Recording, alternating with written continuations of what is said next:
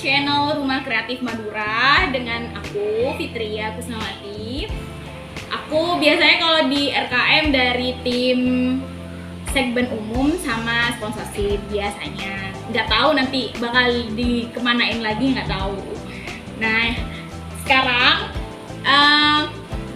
aku mau bahas event organizer dari sudut pandang Rumah Kreatif Madura. Sebelumnya udah pada kenal belum sama Rumah Kreatif Madura? Kenal. Tahu. Pasti tahu dong ya, masa nggak tahu sih? Oke. Yang pertama, eventnya kita tuh di Pesta Pelajar yang gestarnya mahal ini. Masa nggak tahu sih? Ya ampun. Terus yang kedua, kemarin Madura Creative Festival ada beberapa kerjasama sama sponsor besar, instansi pemerintahan, sampai kementerian tuh acaranya besar banget guys. Kalian tuh masa warga Bangkalan gak nonton sih? Event apa itu? Kan Madura Creative Festival yang gestarnya Denny Caknan itu loh, yang Coldplay. Aku mau bahas event organizer yang dari sisi sudut pandang Rumah Kreatif Madura. Yang pertama, apa sih event organizer itu? Menurut kalian apa sih event organizer? Ada yang tahu nggak event organizer itu apa? Wah, nggak tahu dong. Kok bisa nggak tahu? Aduh, aku lupa tiba-tiba. Event organizer itu adalah penyedia jasa layanan profesional untuk menghandle acara-acara seperti acara formal ataupun informal. Nah, itu bisa dibilang WO juga, kadang sometimes. Kita juga bisa ngerangkep WO tahu. Belum tahu ya? Promo dulu, boleh nggak? Boleh. Dalam event organizer ada beberapa tim yang berpengalaman nih dalam menghandle acara seperti itu. Jadi isinya event organizer terdapat tim yang berpengalaman di situ, baik dalam menghandle logistik, acara dan lain-lain. Oke, lanjut. Event organizer yang bagus itu memiliki beberapa hal penting yang harus dimiliki. Bosen ya? Kok situ ngantuk? Bosen ya? Bosen. Oh, bosen. Kopi dulu nggak sih? Yang pertama yaitu tim yang solid. Tim yang solid itu perlu karena berhubungan dengan kinerja yang baik. Kalau timnya solid, pasti kinerja yang dihasilkan akan jadi baik dong. Ya nggak? Pastinya. Yang kedua adalah pengalaman dalam menghandle event. Nah, biasanya kami dari Rumah Kreatif Madura itu karena sudah beberapa kali menghandle event, kami sudah berpengalaman tentunya.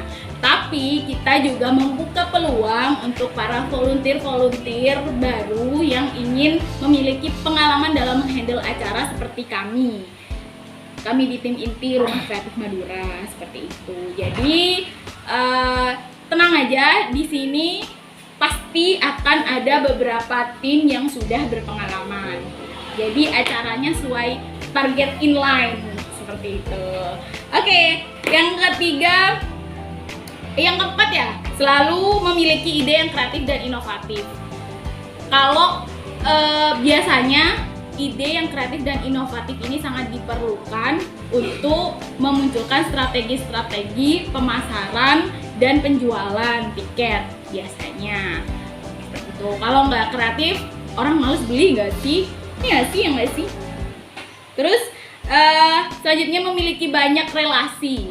Relasinya tuh banyak banget, mulai dari instansi pemerintah, swasta dan lain-lain. Dengan memiliki banyak relasi, kita akan dengan mudah mendapatkan bantuan, terus mendapatkan keuntungan seperti itu.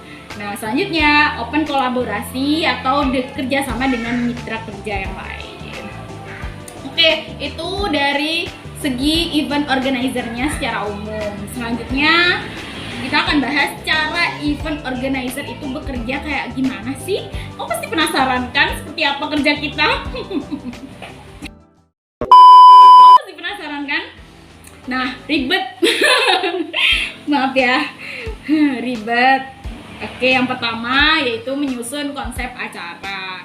Dalam menyusun konsep acara itu terkait beberapa detail acara seperti tema acara, venue atau lokasi acara, terus waktu pelaksanaannya, terus mau digimanakan acaranya, mau dibawa kemana, apa mau dibawa ke barat, ke timur.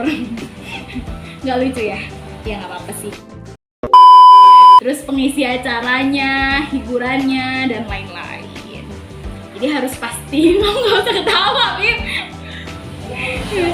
Jadi harus pasti ya, harus dibicarakan dulu, dirapatin dulu untuk persiapan acaranya, untuk menyusun konsep acaranya. Selanjutnya yaitu perumusan teknis acara. Nah, perumusan teknis acara itu terkait dengan ketelitian pada hal-hal detail yang mungkin dibutuhkan. Kan nanti akan ada beberapa tim yang akan dibagi seperti itu ya. Misal termasuk dari segi produksi, logistik, show management, crowd control, dan gatekeeper. Nah, itu ya. Catat ya, catat.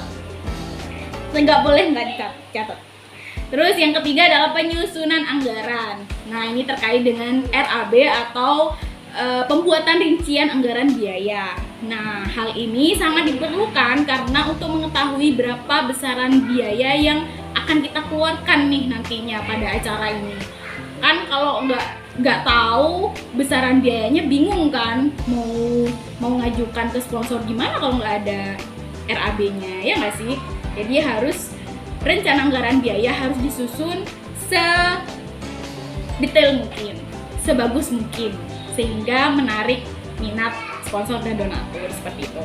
Selanjutnya adalah pembagian tugas.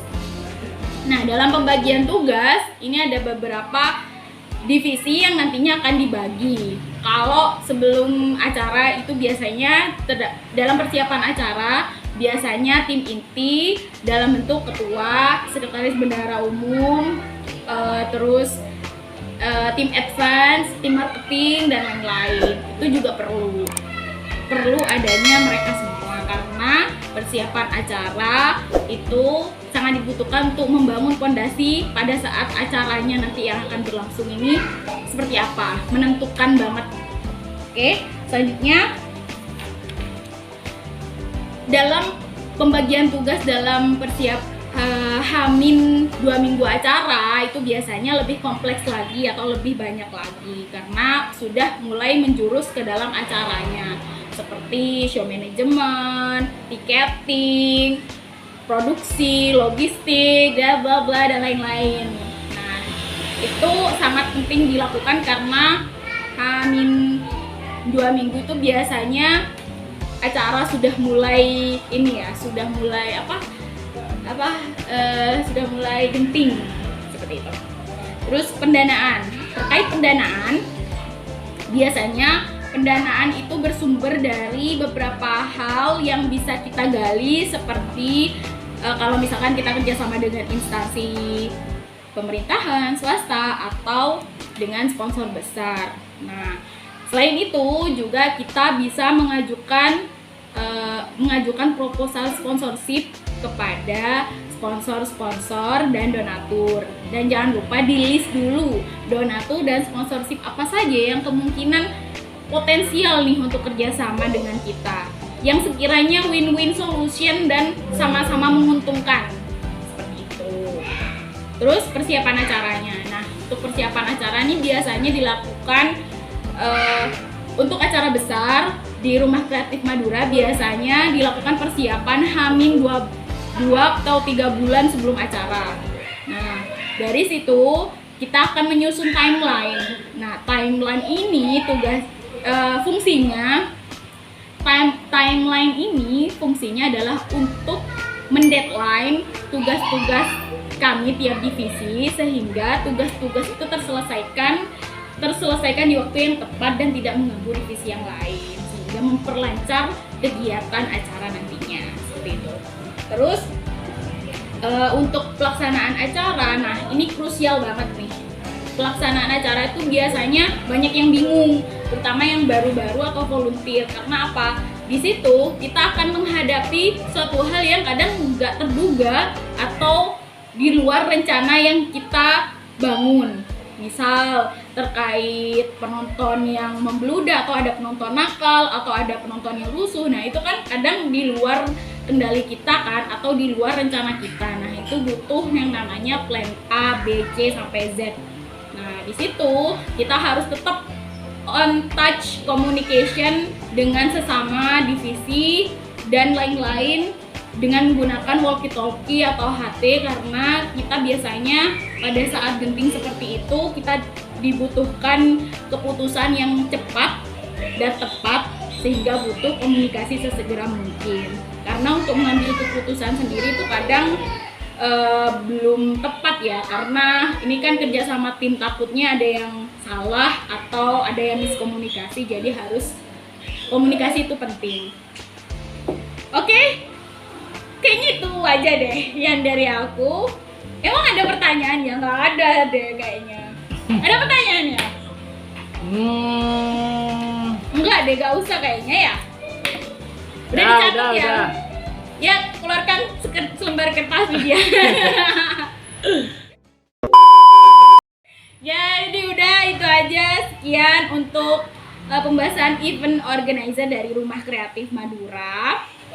Jadi di sini kami juga membuka peluang untuk teman-teman yang ingin bergabung jadi volunteer, karena di sini kami juga berbagi pengalaman, kita belajar bareng, dan tentunya yang dibutuhkan paling utama itu adalah tanggung jawab dan komitmen. Untuk masalah IPK dan lain-lain, CV itu gak penting sih sebenarnya. Yang penting itu komitmen, tanggung jawab, dan kejujuran. Udah deh, itu wes. Pegang itu aja kalian udah enak deh kalau berurusan dengan event organizer seperti itu ya.